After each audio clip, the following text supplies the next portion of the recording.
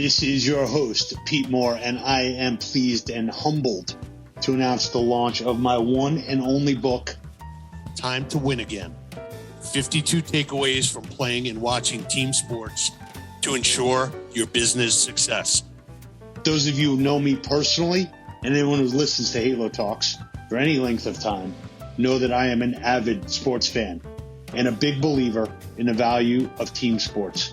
What I've seen over the past 25 years helping businesses grow, raising capital, being an entrepreneur myself, and coaching and mentoring executives in the sector, it's the lessons learned on the field perfectly apply to business.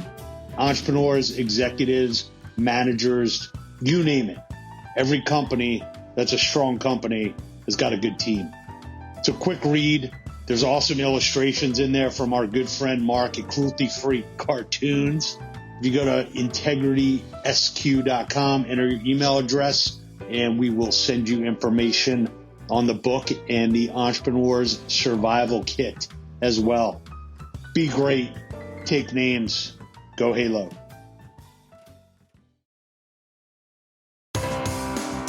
This is Pete Moore, Halo Talks NYC, on location, Dallas, Texas, with a good friend of mine for many years, seasoned operator, varsity athlete, Texas Family Fitness, Joshua Wheeler the First.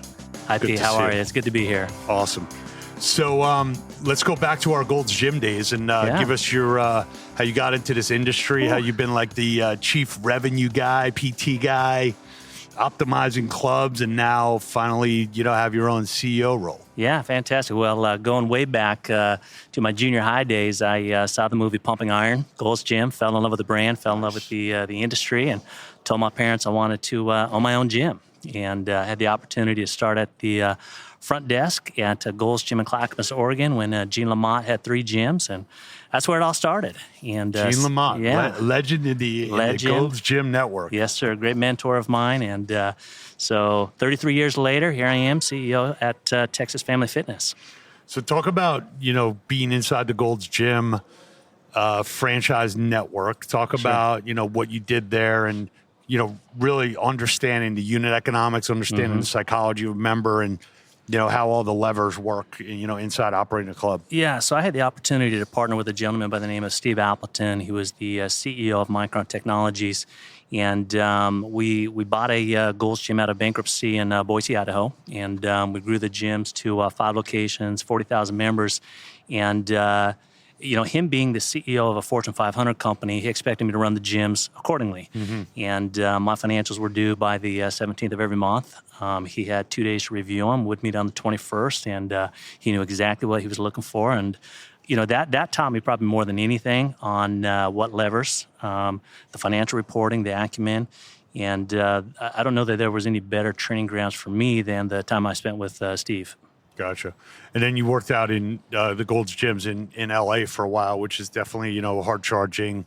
That's right. Probably a little more glitz, glamour, and, fast paced sales process. So talk about yeah, for sure. How that helped. And I had spent a lot of time with Willie and Angel when I had the franchises there in Boise, and we used to share best practices. And so I knew a lot about them, their culture, their expectations, and we operated very similarly in the markets that I ran. And when I had the opportunity to team up with them on the executive team, I jumped at it, and I had a great time there. Got along great both with Willie and Angel and Brian Morris, and we had a great run, a lot of fun, and it fit my culture and the pace.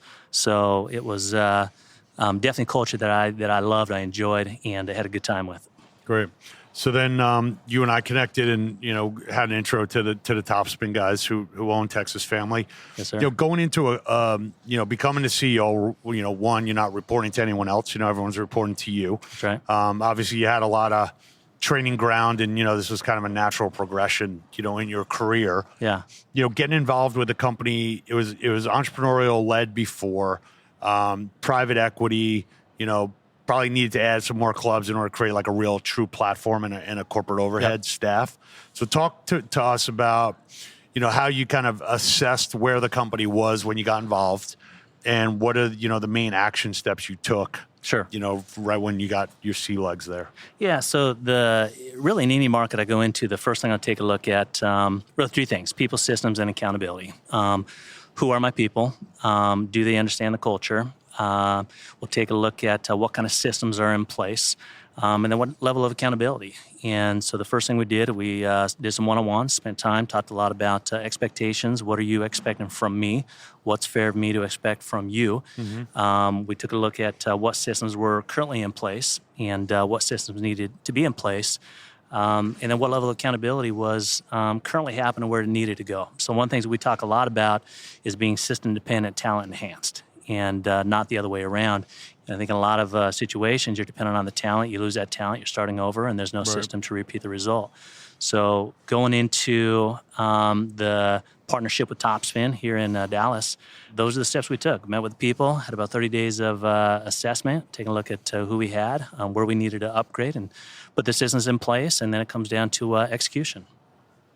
So, you've gone into very fast-paced environments. You've kind of methodically thought about growth.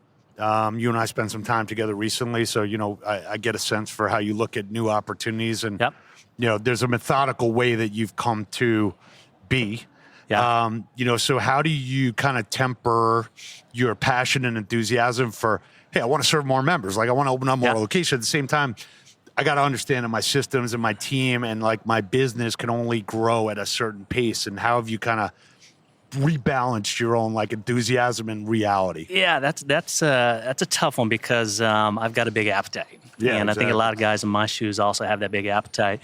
And but you can't grow just to grow. And I think you've got to look at being opportunistic. So if the opportunity is there, you got to be able to strike and take advantage of it because you don't want to miss that opportunity. But at the same time, what is the plan? What's the plan? What's the strategy?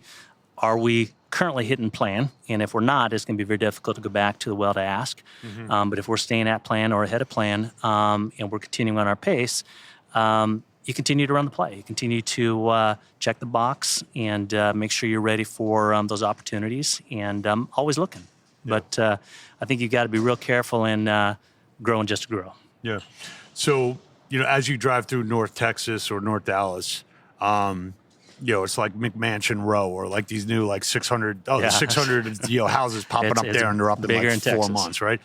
So how do you think about, defending your turf at the same time, saying, all right, look, if eSport or LA Fitness or 24 or so whoever goes into like this market here, I'm not going to own every community, but I want to own key communities, and I'm willing to pay up for certain leases because I know that is going to be the next main on main, or that is like the next power center. So how do you think about, when you go to a board meeting and say, all right, here's my ideas and like, here's what it looks like today, but trust me, like I know what 5 years looks like, and this is where we need to be. Yeah, so one of the things we did day one was took all of our existing data and we ran it through a software platform that scored site selection. And with those, we compared it to the EBITDA contribution to see, okay, which clubs were producing what level of EBITDA, and how did that compare on the score on the site selection. And we were able to back in, I could almost predict exactly based on score what level of EBITDA percentage of our total EBITDA was coming from that location. And so we were real quickly able to back into what a great location looks like for us. So we searched the market. We looked at what pockets matched our best locations, our best contributors. What were the top 5 personas in that area? What's the 2, 4, 6, 8, 12-minute drive time look like? And then, of course, you're going to look at visibility, accessibility, and parking. If those three things don't work, the club's not going to work.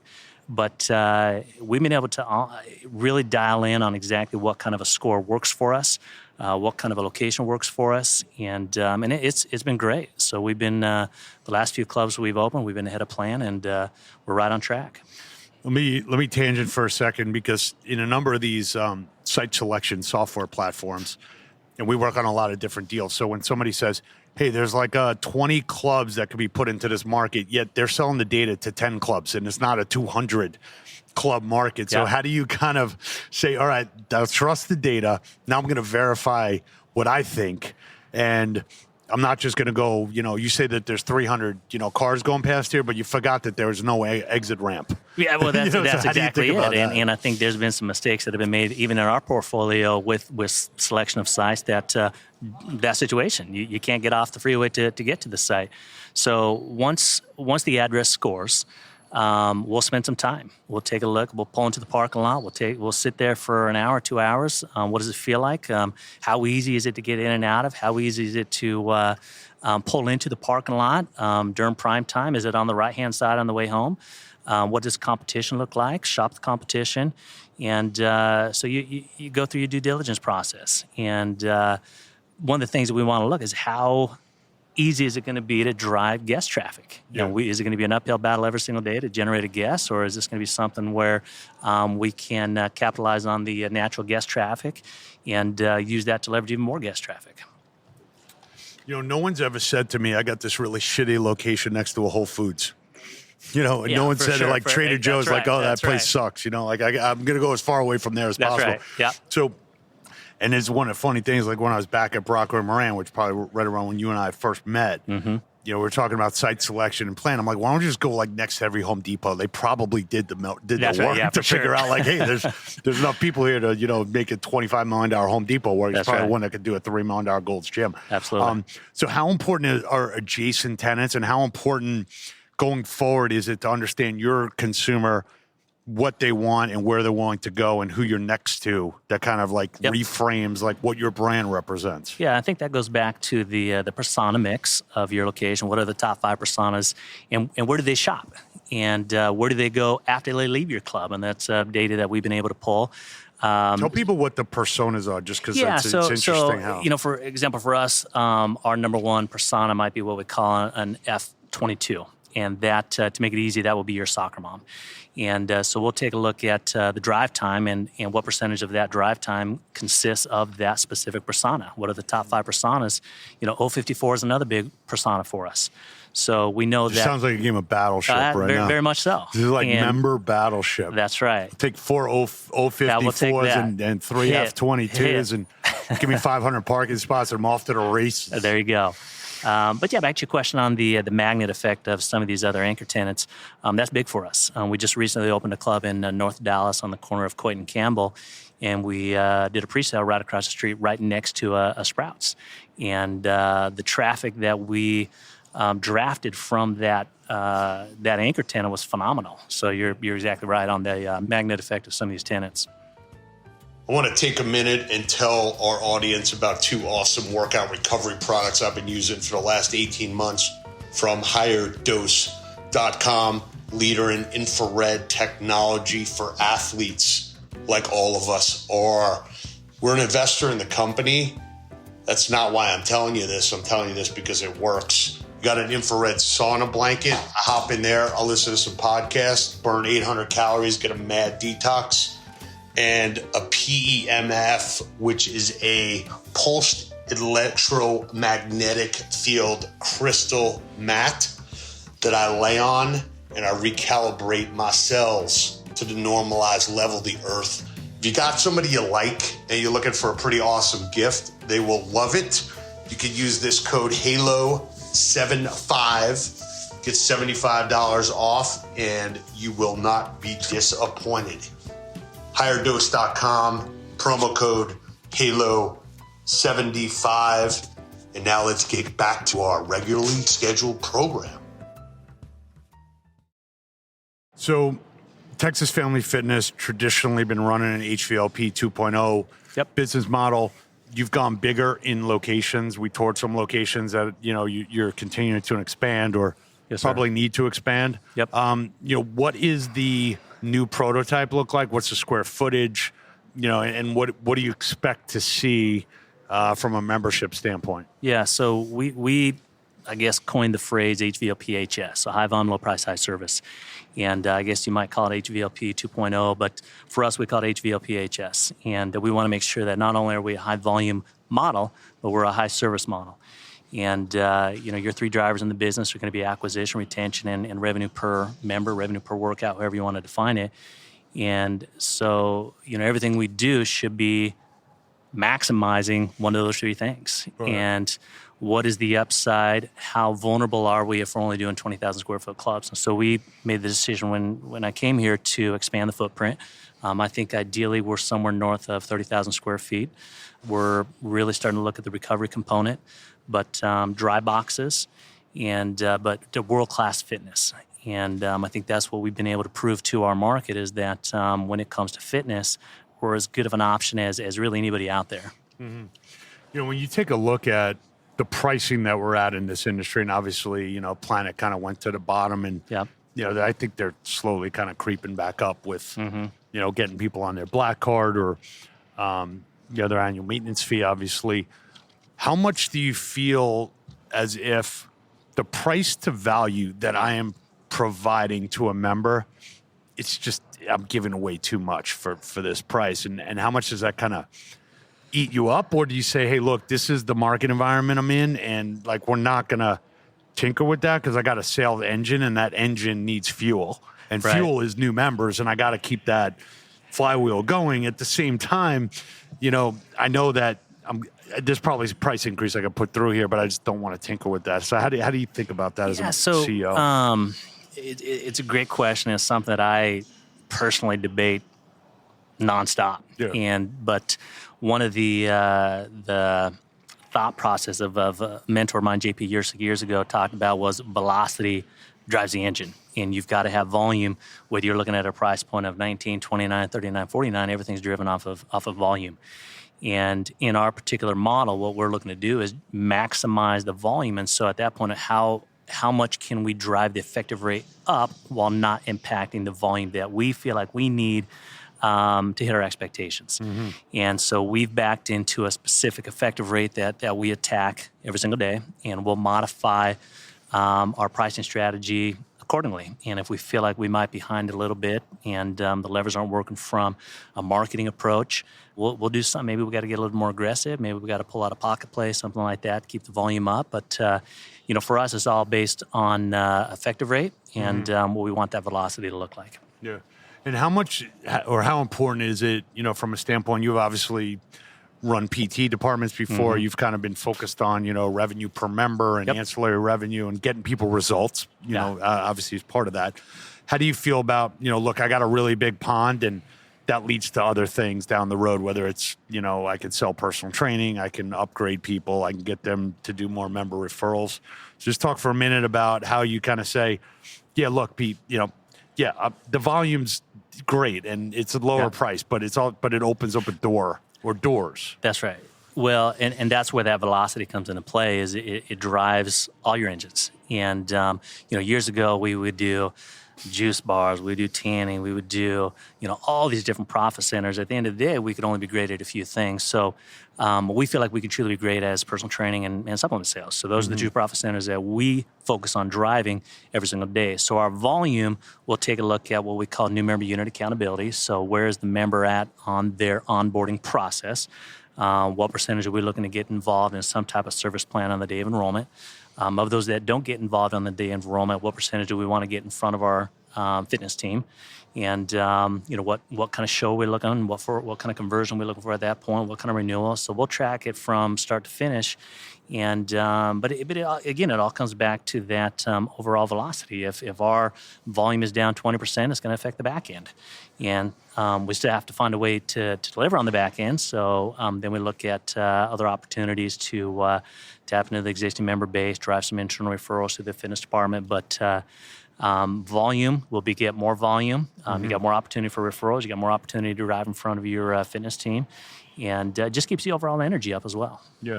So you and I have known each other personally for 20 plus years. So I know your personality. I know how you work. I know how you think. Yeah. My impression is that you give people a lot of decision-making power. Yeah. You kind of keep them within a framework of how you like to operate. And you've got a personal side that shows that you care about them. Sure. And you also have, a loyalty where people want to produce for you. That's They don't want to disappoint you. Right. So how much of that is deliberate? How much of that is kind of tried and true? How much of it is like, hey, this is how I want, this is like my image, and like this is how I'm going to roll? Yeah, I think it's a combination of everything you just said, and a lot of mistakes growing up as a leader in the industry, and and all those personality tests. I came back driver. Typically, you have a complementary secondary personality, but mine came back driver. And so in the early days, it would be a tendency to steamroll individuals and almost too heavy a foot. And I think even today there's a tendency for me to have a heavy foot. And so I've got to back off every once in a while. I've got to assess. I've got to listen. And those are just things that I've learned to do. And I'll let people know ahead of time, look, here's my personality. I'm a driver. So if it comes across that I might be heavy-handed, stop me. Pull me aside. Let me know that, hey, you need to back off. You need to slow down. But one of the things that I explained to my team from day one is we're a performance-driven company. We don't pay on effort, we pay on performance. Yep. And hopefully they match, but this is a performance-driven industry. Yep. And some people can do it in less amount of time. Some people it takes more amount of time. But at the end of the day, you've got to deliver, and that might mean more time. Yeah. It might mean less time, but you've got to perform. Yeah, I use this. I put it in the book also that somebody comes and says, what's my guaranteed cash bonus at the end of the year? It's like, I'm paying you to win. I'm not playing. You're playing to win. You're not playing to play. Like there shouldn't be some incremental benefit of if we win. It's like when we win, that's right, you will get paid. So I'm not hired. You're not going to be on my team if you're here to like collect a paycheck. Like you're here to make something happen. That's right. And then trust me, I'll take care of you, whether it's contractually or whether it's the way things are going to get done. That's right. That's right. And we look for, we talk about our kind of player, OKP. What is our kind of player? And, we look for individuals that are competitive. Yeah. Maybe they've got a chip on their shoulder. Maybe they've been passed over in other opportunities, but we want those that are willing to fight and grind every single day. And we want you to fall in love with the grind. And if you can't do that, it's a tough industry. Yep. So, as you take a look at the cluster of clubs you have now, obviously Dallas is continuing to boom. You got a great, geographic reach in this area. Yeah, I think one of the best. Yeah. How do you think about, whether it's going to other markets, think about saturating Dallas? You've got a lot of knowledge about other companies and other markets in the Southeast if you wanted to kind of go Dallas, and go eastbound with this HVLP 2.0 HS. Yep. So how much can you do and how quickly can you do it? And what would you say, hey, if I had the opportunity to get to X amount of clubs and affect X amount of people in X amount of cities, like that's where I want to be? Yeah, well, like we talked about earlier, I've got a very big appetite, and I've got a lot of confidence in our existing team. I've got a lot of confidence in our ability to execute.